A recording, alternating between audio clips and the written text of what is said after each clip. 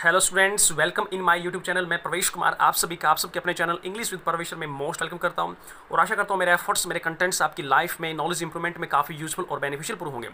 So guys, आज हम इस वीडियो में डिस्कस करने वाले हैं जो कि आपने प्री वीडियो वॉच किया होगा। वहाँ हमने डिस्कस किया था क्लास 11th का जो फर्स्ट बुक है हॉर्नबिल, उसका 7th chapter the adventure written by Jayant Narlikar. तो इस वीडियो में हम उसके क्वेश्चंस एंड आंसर्स पर डिस्कस करने वाले हैं। यदि आप चाहते हो कि ये वीडियो आपको प्रॉपर्ली समझ आए स्टूडेंट्स, तो आपको प्री वीडियो वॉच करना होगा। उसमें हमने ब्रीफिंग पर डिस्कस किया था, यानी कि gist of the story discuss किया था, मेन पॉइंट्स पर डिस्कस किया था, यानी कंप्लीटली आपको पता लगेगा कि स्टोरी का कंक्लूजन क्या है, वहाँ पर हमने डिस्कस किया था। ओके, और इस वीडियो को भी यदि आप प्रॉपर्ली अंडरस्टैंड करना चाहते हो तो आपको सिर्फ प्री वीडियो पर ही डिपेंड नहीं होना है।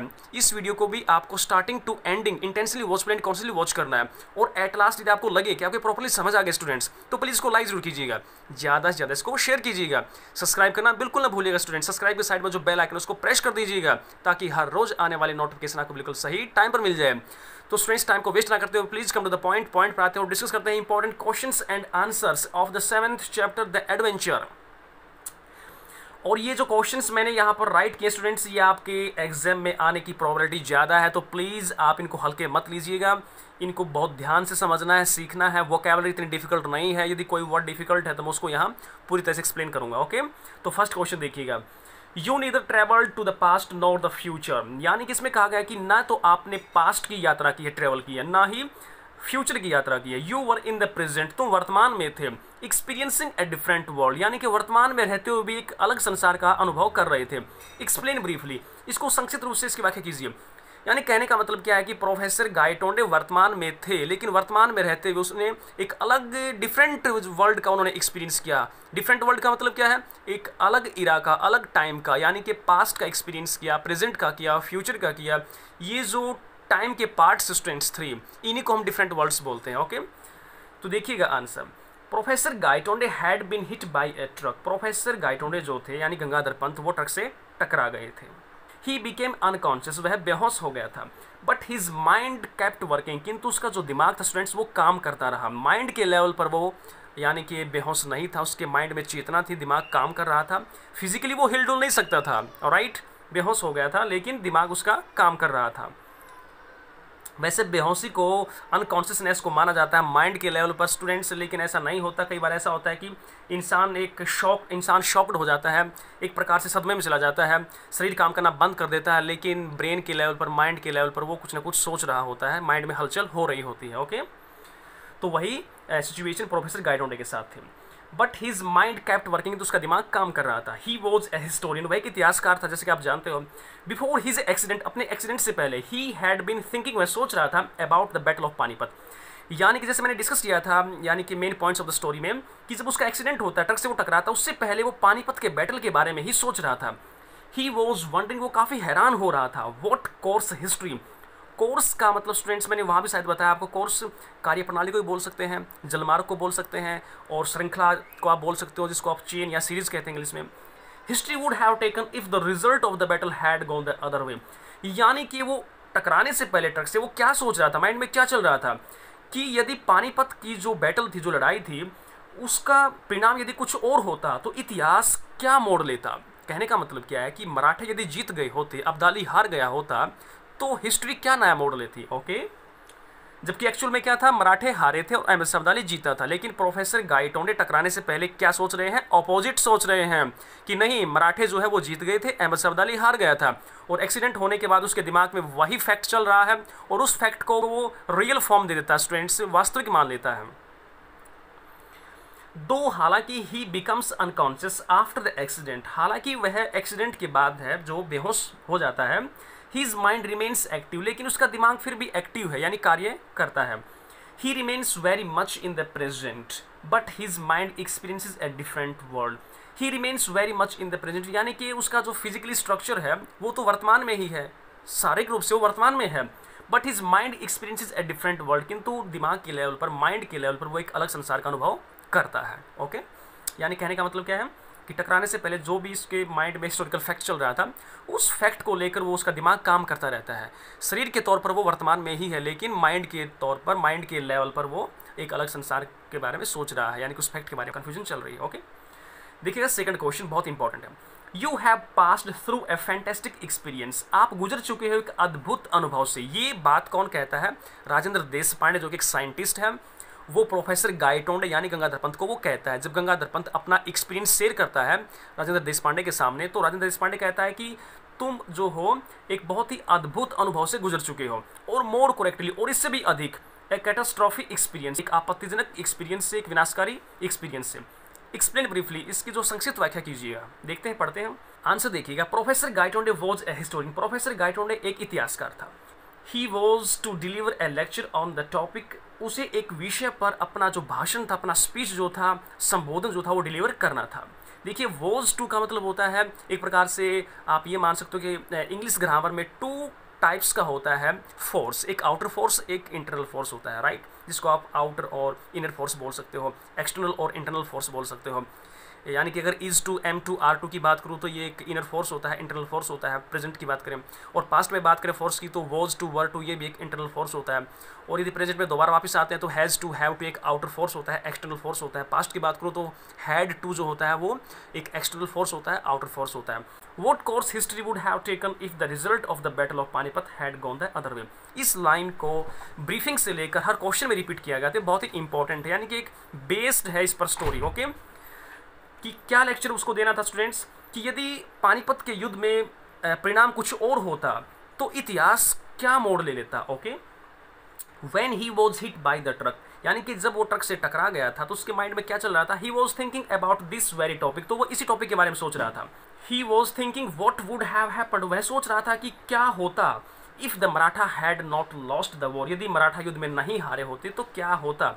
देखिए students, would have plus third form, इस सेंटेंस की सेंस इमेजिनेटिव है, इमेजिनरी सेंस है स्टूडेंट्स, यानी कि विल का पास्ट वुड और वुड का पास्ट को या परफेक्ट को वुड हैव होता है, तो वहाँ इमेजिनेशन होता है। तो इसमें कहता है प्रोफेसर गायटोंडे ये सोच रहा होता है कि यदि मराठा युद्ध में नहीं हारे होते तो फिर क्या होता, क्या घटित होता।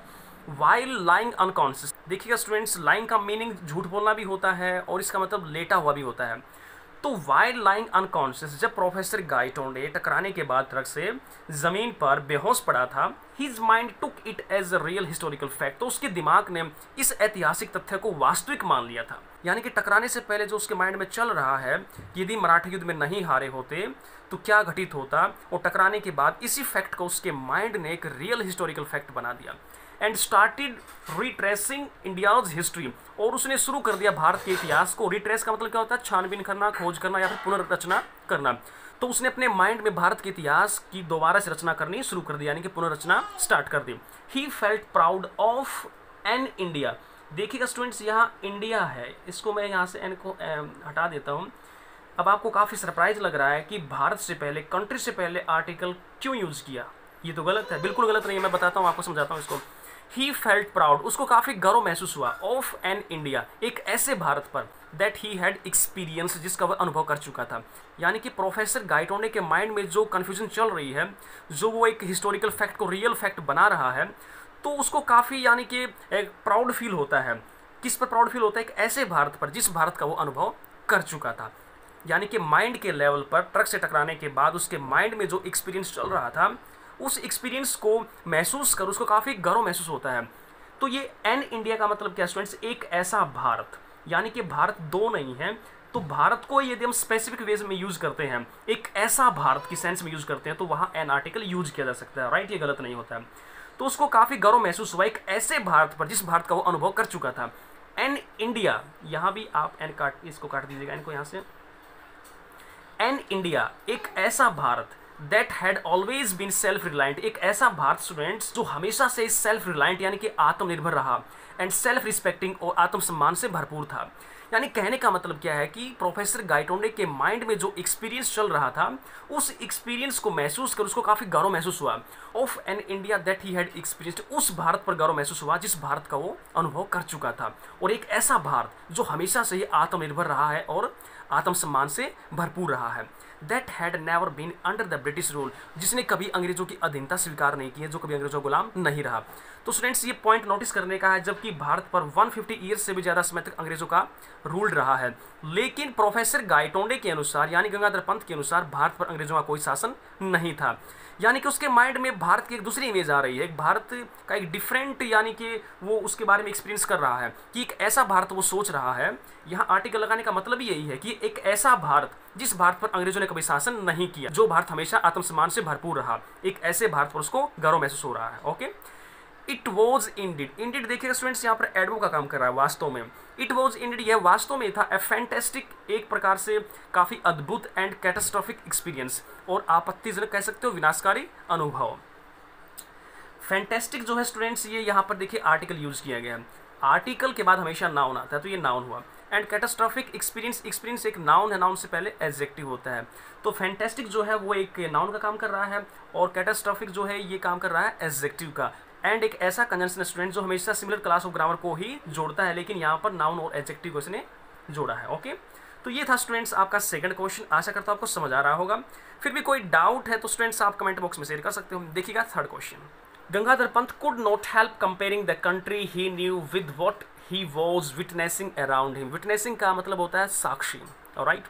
तो इसमें क्या कहा स्टूडेंट्स कि Gangadhar Pant the country, the का जो एक आर्टिकल है स्टूडेंट्स, द का जो इंग्लिश होता है उसको आप दैट बोल सकते हो, ऑलराइट। और दैट का जो हिंदी होता है स्टूडेंट्स वो होता है वो, उस या वह। तो गंगाधर पंत उस देश को, उस कंट्री को जिसको वो जानता था, with what he was witnessing around him, उस देश के साथ, उस कंट्री के साथ जो उसके आसपास वो देख रहा है, कंपेयर किए बगैर, तुलना किए बगैर क्यों नहीं रह सका। यानी कहने का मतलब क्या स्टूडेंट्स कि गंगाधर पंत यानी कि प्रोफेसर गायटोंडे उस देश को जिसको वो जानता था, उस देश की तुलना किए बगैर क्यों नहीं रह सका जो उसके आसपास था, यानी कि उसके आसपास घटित हो रहा था।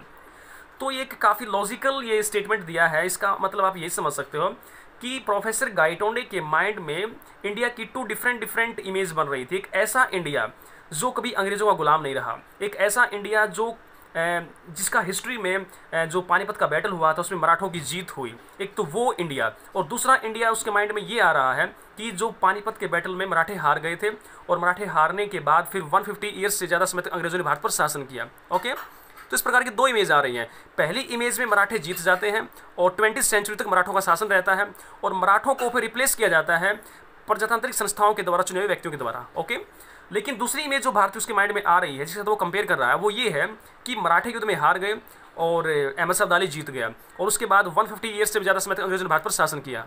ओके, तो ये दो इमेज आ रही है, दो संसार उसके दिमाग में बन रहे हैं, तो उन दोनों की वो तुलना किए बगैर क्यों नहीं रह सका। ओके, आंसर देखिएगा, the country that Gangadhar Pant new, यानी कि वह देश, द का इंग्लिश क्या होता है दैट, दैट का हिंदी क्या होता है वह, वो, उस, वह देश, दैट गंगाधर पंत जो गंगाधर पंत जानता था, वॉज द रियल इंडिया, वास्तविक भारत था। वी ऑल नो, जिसको हम सब जानते हैं। इट वॉज एन इंडिया, एक ऐसा भारत, एन इंडिया स्टूडेंट्स, एक ऐसा Bharat, that fell steadily after the fall of the Marathas in the battle of Panipat, जो पानीपत के युद्ध में मराठों के हारने के बाद धीरे धीरे कमजोर हो गया था। यानी कि एक ऐसा भारत जो पानीपत के युद्ध में मराठों के हारने के बाद धीरे धीरे कमजोर हो गया था, उस भारत के बारे में हम सभी जानते हैं। लेकिन गंगाधर पंत के माइंड में जो भारत था वो अलग था, उसमें मराठे जीत जाते हैं। ओके, देखिएगा, it remained under the British rule for more than 150 years, यानी कि वो भारत जो 150 वर्षों से भी ज़्यादा समय तक अंग्रेजों के अधीन रहा। It had become weak and helpless, जो कमजोर और असहाय हो गया था। बट द कंट्री, किंतु वह देश, that Gangadhar Pant was witnessing around him, किंतु वह देश जो गंगाधर पंत के आसपास था, यानी गंगाधर पंत जिसके बारे में सोच रहा था, वॉज टोटली डिफरेंट, पूरी तरह से अलग था। In his stream of consciousness, अपने विचारों की श्रृंखला में, ही हैड इमेजिन्ड, उसने कल्पना की थी, दैट की the Marathas had defeated Ahmad Shah Abdali, कि मराठों ने अहमद शाह अब्दाली को हरा दिया।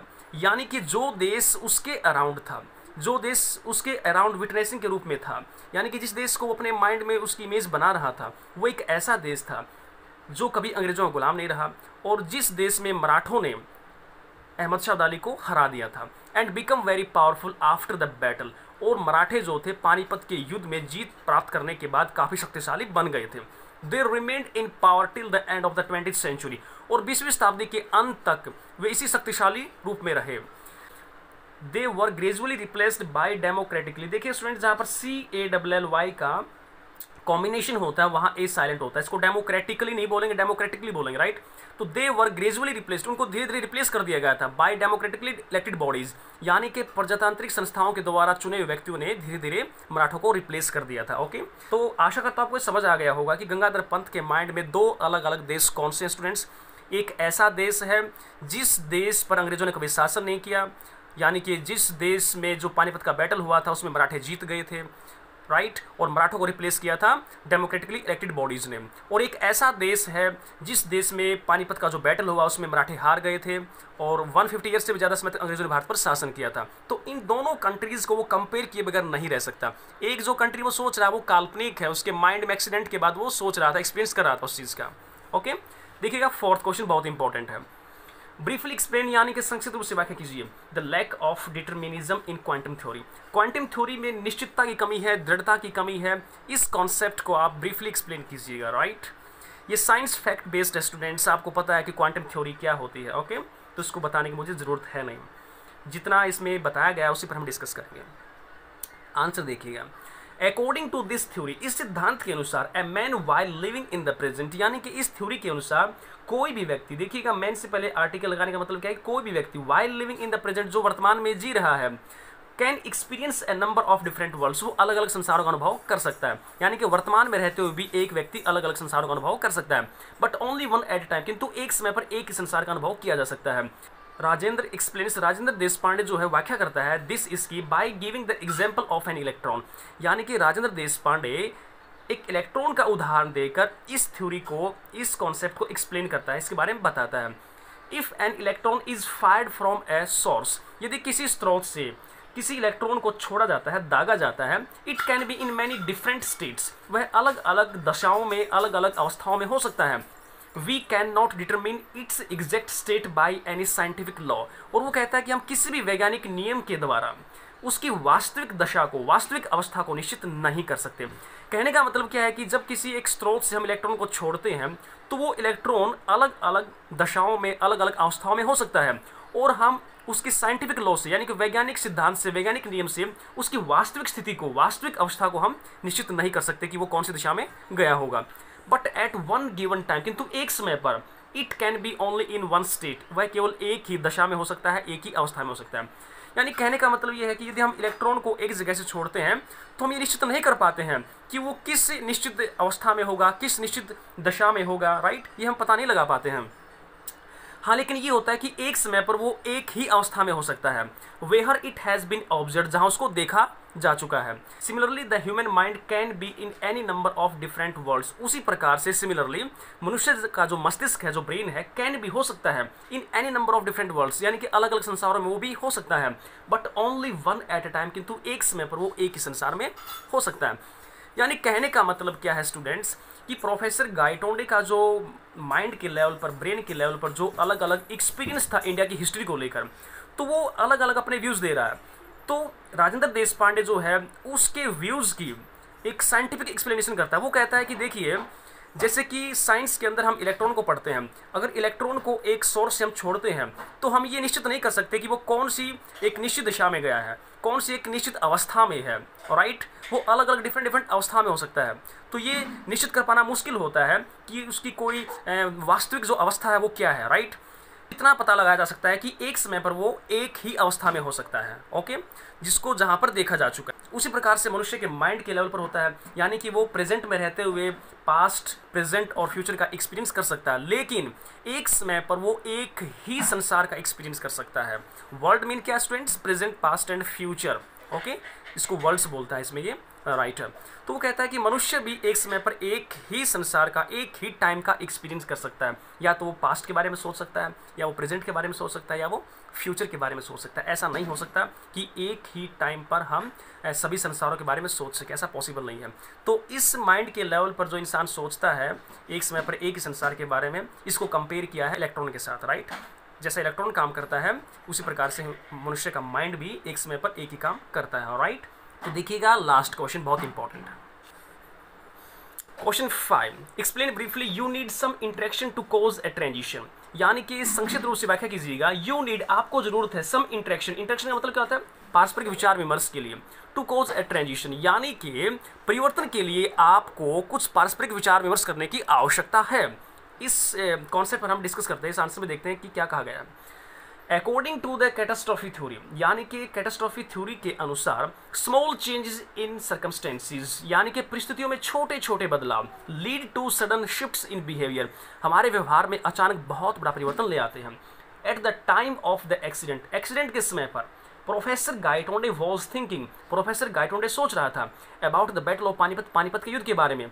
ही वॉज वंडरिंग, वो हैरान हो रहा था, what course history would have taken, कि इतिहास क्या मोड़ लेता if the result of the battle had gone the other way, यदि पानीपत के बैटल का परिणाम कुछ और होता तो इतिहास क्या मोड़ लेता। इस फैक्ट पर वो विचार करके काफी हैरान हो रहा था एक्सीडेंट होने से पहले। The neurons in his brain acted as a trigger and the transition took place, यानी कि उसके ब्रेन में, उसके माइंड के अंदर जो तंत्रिका कोशिकाएं थी स्टूडेंट्स, वो एक उत्प्रेरक का काम कर रही थी, उन्होंने एक उत्प्रेरक का काम किया, right. And the transition took place, और उस समय पर बदलाव हो गया। कहने का मतलब क्या है कि उसके माइंड में जो हलचल चल रही थी, उसके माइंड में जो कोशिकाएं थी, उन कोशिकाओं ने क्या काम किया, उत्प्रेरक का काम किया, ट्रिगर का काम किया, जिसके कारण उसके माइंड में वो परिवर्तन आ गया इंडिया को लेकर। यानी कि इंडिया की उसने 2 इमेज बनाई, एक इमेज उसके आसपास जो विटनेसिंग अराउंड थी, और एक यानी कि जो उसके माइंड में चल रही थी स्टूडेंट्स, जब वो अनकॉन्शियस था, तो वो इस प्रकार से उसके माइंड में परिवर्तन आता है। यानी कि टकराने से पहले जो वो सोच रहा था, तो वही चीज़ें उसके माइंड में रहती हैं अनकॉन्शियस होने के बाद, और वो उसकी जो ब्रेन है स्टूडेंट्स, ब्रेन के अंदर जो तंत्रिका कोशिकाएं हैं, वो एक ट्रिगर का काम करती है, उत्प्रेरक का काम करती हैं, और उसके माइंड में बदलाव हो जाता है, यानी कि वो उस चीज़ को रियल मान लेता है। He really began to believe that the Marathas had won the war, और वो वास्तव में उसने सोचना स्टार्ट कर दिया, विश्वास करना स्टार्ट कर दिया कि मराठे जो थे वो युद्ध में जीत गए थे। यानी कि टकराव से पहले वो यही सोच रहा है कि मराठे युद्ध में जीत गए होते तो क्या होता, और बेहोश होने के बाद उसके माइंड में जो तंत्रिका कोशिकाएं थी, उन्होंने एक उत्प्रेरक का काम किया, ट्रिगर का काम किया, और उस फैक्ट को रियल फैक्ट बना दिया। Okay, He retraced the whole history on the basis of this transition, और इसी परिवर्तन के आधार पर उसने सारे इतिहास को, संपूर्ण हिस्ट्री को जो वो सोच रहा था, उसकी पुनर्रचना की। रिट्रेस करने का मतलब क्या है, खोजबीन की, छानबीन की, पुनर्रचना उसकी कर डाली।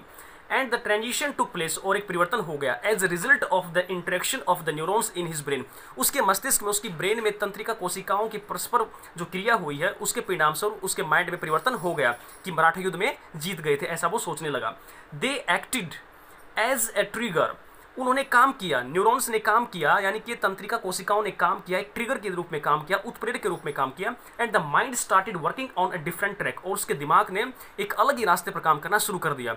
यानी कि जो रियलिटी थी उसको वो छोड़ देता है, और जो उसके माइंड में, जो उसके ब्रेन में न्यूरॉन्स ने काम किया था ट्रिगर के रूप में, उनके बेस पर वो उस ट्रांजिशन को, उस बदलाव को एक्सेप्ट कर लेता है, और वो मान लेता है कि जो इंडिया का हिस्ट्री है, उस हिस्ट्री में मराठे जीत गए थे, ओके, और अब्दाली हार गया था, ऐसा वो मानना स्टार्ट कर देता है। और इसी एक्सप्लेनेशन को, यानी कि इसी स्ट्रीम ऑफ कॉन्शियसनेस को जो राजेंद्र देशपांडे है, वो एक साइंटिफिक एक्सप्लेनेशन का नाम देता है, और उसको एक सीक्वेंस में लगाकर उसके सामने प्रस्तुत करता है, और उसको कंपेयर करता है इलेक्ट्रॉन्स के साथ, राइट। तो ये स्टूडेंट्स क्वेश्चंस एंड आंसर्स, आशा करता हूँ आपको समझ आ गए होंगे। फिर भी कोई डाउट है तो स्टूडेंट्स कमेंट बॉक्स में आप शेयर कर सकते हो। So thanks for watching this video, thank you very much, take care, keep studying, keep enjoying, bye guys and best of luck.